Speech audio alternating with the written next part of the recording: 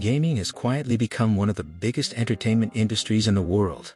And at the center of it, there is one company named Valve, where they have become the largest digital storefront and distribution platform for PC gaming. With roughly 75% of the market share, it has 147 million monthly active users and regularly breaks records with over 40 million players online at the same time.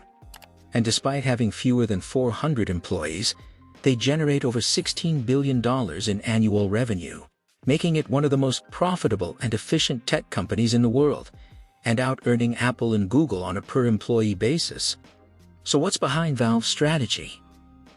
Going back to November 2004, at that time, they were known more for their game development and were about to release Half-Life 2, which arguably is the most anticipated game in years. But Valve did something unexpected.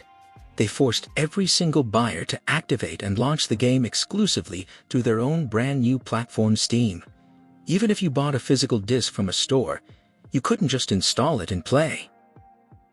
This move triggered quite a backlash, but it successfully broke the distribution monopoly of traditional brick-and-mortar publishers like Vivendi. In doing so, Valve instantly introduced Steam to millions of PCs worldwide, transforming a highly fragmented software market and dominating it.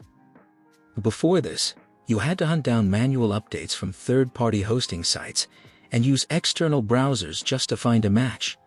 Steam unified that entire process into a single infrastructure, combining digital downloads, matchmaking, and social networks all under one roof.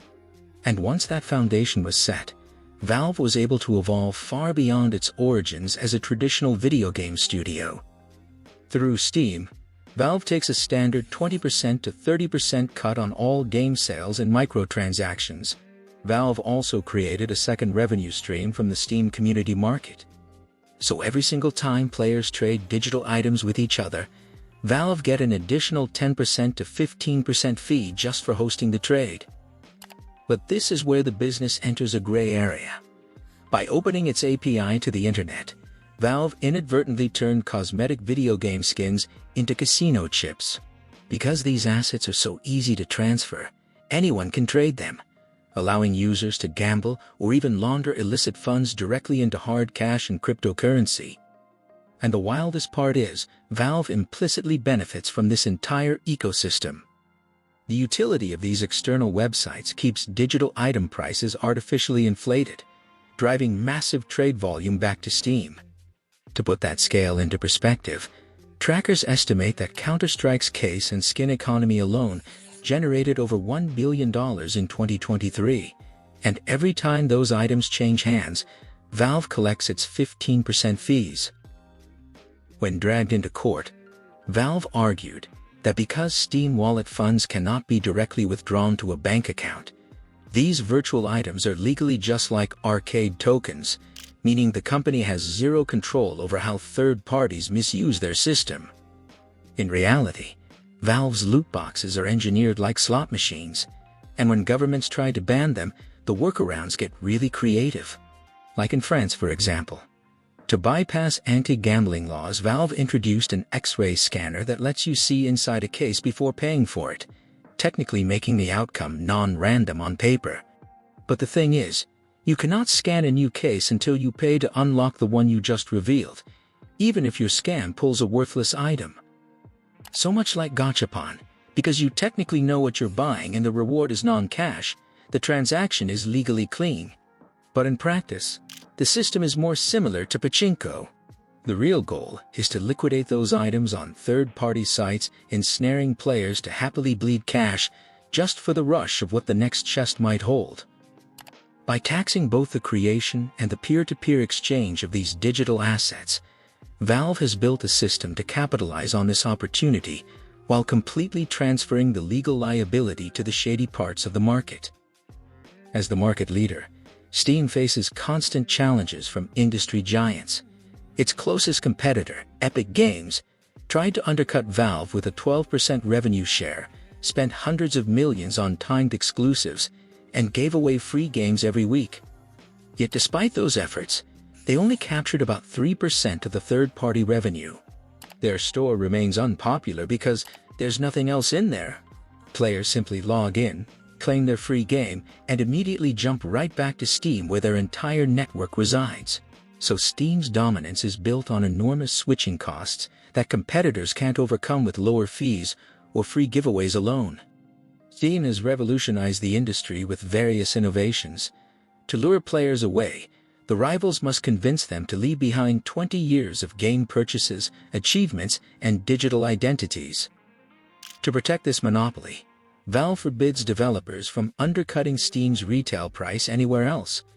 They also let developers generate download keys for free to sell on their own websites.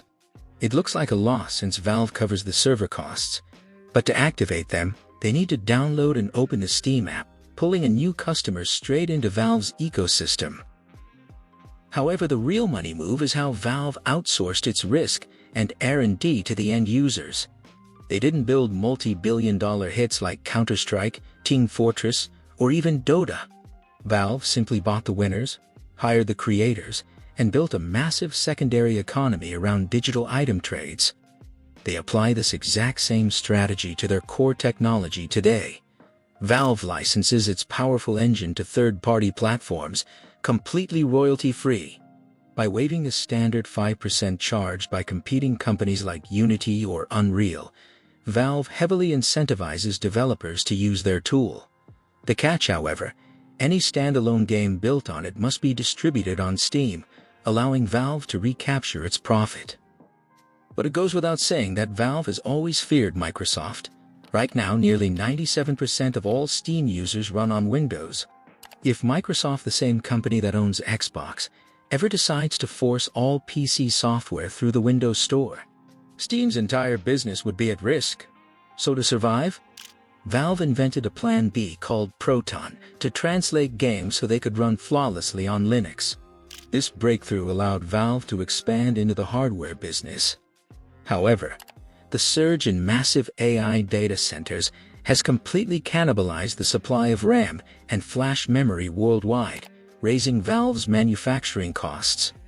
While the portable Steam Deck managed to thrive as a loss leader, the component crisis has forced Valve to abandon its budget-friendly entry points. Even its brand-new Steam Machine home console has been pushed into a premium tier, launching at a staggering $1,049. With billions of dollars in pure profit pouring in from Steam every year, some argue that Valve should just absorb the cost, keeping its hardware prices ultra-competitive until its console user base hits a safe threshold. But would that be the right thing to do? Or would simply trying to conquer the market end-to-end in this economy cost too much and cause its own downfall? Let me know your thoughts in the comments below, and make sure to check our other videos here.